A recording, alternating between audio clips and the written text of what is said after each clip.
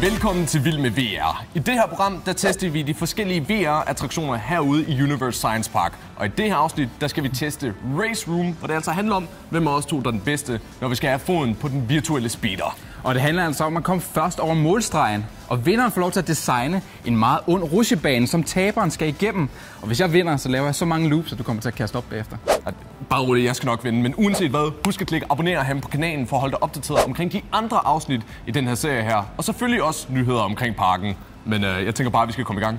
Her har vi den så, og måden hvorpå det fungerer, det er, at du tegner i frihånd på den her kæmpe store skærm her. Hvis jeg laver for eksempel sådan 3 hurtige cirkler, så kan du se, hvordan det er, den tegner det. Og så VR-systemet vil simpelthen generere en rollercoaster baseret på det, du lige har stået og tegnet på skærmen. Okay, det ser ret voldsomt ud, det der. Men min rollercoaster bliver vildere end din, hvis jeg vinder.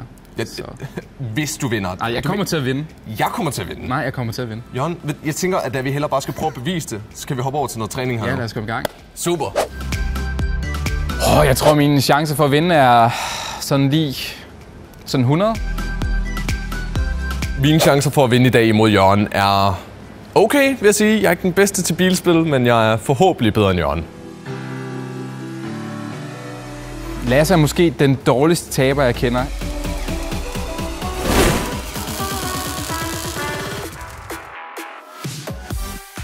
Jeg synes, det virker som om, du tryhardede og fejlede ved at rulle rundt. Jeg tænker, at du får sådan et svedplet under armen. Altså, vi er ikke engang gået i gang endnu. Du må gerne sådan slappe lidt af, Jørgen. Nå, svedplet under armen. Nå, okay. Ja. Men så bliver det endnu lettere at slå dig her i dag, end jeg troede. Nå, okay. Jamen, jeg tror, du kommer til at ende i pitten mere end mig, hva'? Bare fordi din bil bliver så smadret. Ja, jeg kommer måske til at ende i pitten med trofæet. Nej, det tror jeg ikke. Det tror jeg. Er du... Hvad? Er jeg foran allerede? Jeg startede med at være foran dig. Og du lige... Jeg kan se dig i bagspejlet. Eller bagspejlet. Nej. Kom hurtigt, knægt. Jeg kommer ret godt fra start, fordi at Lasse han starter bagud i forhold til mig i startpositionen. Nej.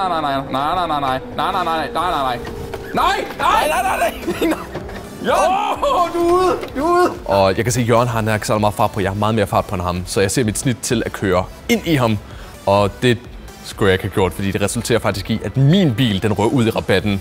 Hvad laver du derude i rabatten, Lasse? Det er jo ikke der, du skal være. Jeg kan se Lasse i bagspejlet, og det er så langt væk, han er. Er du ude i rabatten igen, Lasse? Er du på picnic? Hvem mener du picnic? Du er så kæphøj, bare fordi du er en lille bitte smule foran. På det her tidspunkt, der kan jeg kun se Jørgen i horisonten. Han har flere sekunders forspring på det her tidspunkt her, så jeg skal virkelig op speederen i bunden. Er du kørt galt? Ja, jeg kører galt, Jørgen. Er du så... Nej! Nå, okay. Jeg er lige røven på dig. Det er du! Jeg kan se Lasse i bagspejlet, og det er noget hø, fordi hvordan har han kommet så tæt på? Nej, det sker ikke! Jo, det sker!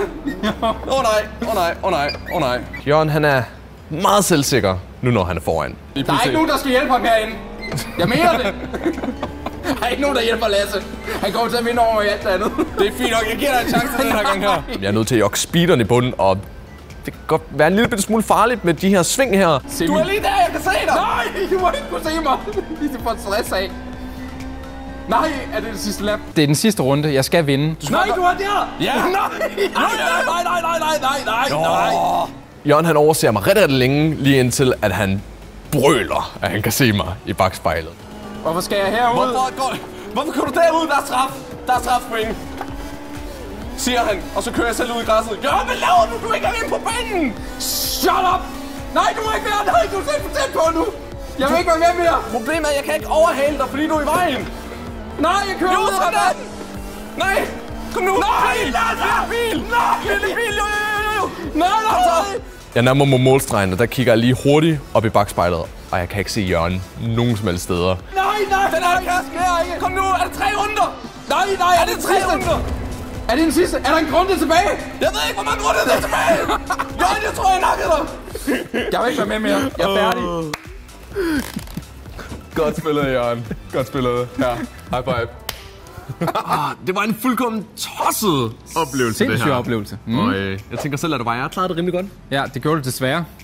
Jeg synes, det var ret sindssygt. Jeg tror, det er det tætteste, man kan komme på at køre sådan en racer lastbilsløb i virkeligheden. Fordi vi kommer i hvert fald ikke til at gøre det sådan, som vi kørte. Nu vandt jeg godt nok, men jeg tænker, jeg kommer heller ikke til at have en fremtid som Michael Schumacher eller sådan noget. Men selvfølgelig har man prøvet at spille bilspil derhjemme før, men det her det er en helt anden oplevelse, altså med, at du har altså, for det første og fremmest det VR-brillen på, men du også bare har rettet, og der det ryster, og du råber, og fuldkommen tosset oplevelse. Men noget andet, jeg håber, der bliver fuldkommen tosset, det er jo selvfølgelig VR-coaster, som jeg får lov til at designe til dig her nu, Jørgen. Ja, det er fedt. Er du klar? Nej. Det er jeg i hvert fald, så lad os prøve at hoppe over til det her nu. Nå, Jørgen, du må ikke få lov til at kigge, mens jeg tegnede den her, men jeg skal nok prøve at imødekomme det der ønske, du havde om at skrive dit navn. Og så var der også noget med, et hjerte. Ja tak, det vil jeg gerne have. Bare et eller andet, der kan gøre det lidt mere chill, tror jeg. Sådan der. Skal du godt lide, når det bliver virkelig vildt, ikke? Så hvad du laver? Når det går virkelig stærkt, og det bare sådan, jeg kender din cirkler. Du er ikke særlig god til at tegne. Hvad har du lavet, fyr? Jeg har lavet noget, der bliver virkelig godt. Jeg behøver ikke engang at fortælle dig det, fordi du kommer til at opleve det på egen. Du kommer til at opleve det på egen krop lige lidt. Okay. Det bliver godt. Jeg er så ked af, at jeg ikke får lov til at gøre det her ved dig. Jamen, så må du bare blive bedre til spillet en anden gang. Nej. Lasse? Ja? Det her det er værre, end jeg havde regnet med allerede. Det er jeg glad for at høre. Nej. Nej. Det er også så for weird, at der er ikke nogen stolper ned af de her tracks, så jeg er bare oppe i luften. Lasse? Nej. Okay. Wow. Okay. Nej. Lasse, jeg får faktisk ikke falde med det her. Det er ikke i orden. Det er slet ikke i orden. Det bliver kun bedre og bedre, Jørgen. Nej. Det bliver kun bedre og bedre. Hvad laver I med mine ben? Ja, der er jo ikke noget i virkeligheden. Nej, jeg kørte lige igennem et spor. Lasse! Du bliver nødt til at prøve det her. Nej. Nej, det var weird. Nej. Hvad synes du om det? Jeg har lidt ondt i maven lige. Det er meget godt, jeg får lidt luft i hovedet, faktisk. Lasse. Skal du have en tur til? Nej. Har du en brækspand klar? Desværre ikke. Tusind tak, fordi I så med i det her afsnit af Vild med VR. Husk at klikke abonner ham på YouTube-kanalen for at holde dig opdateret omkring de andre afsnit i den her serie her. Og selvfølgelig også nyheder fra Universe Science Park.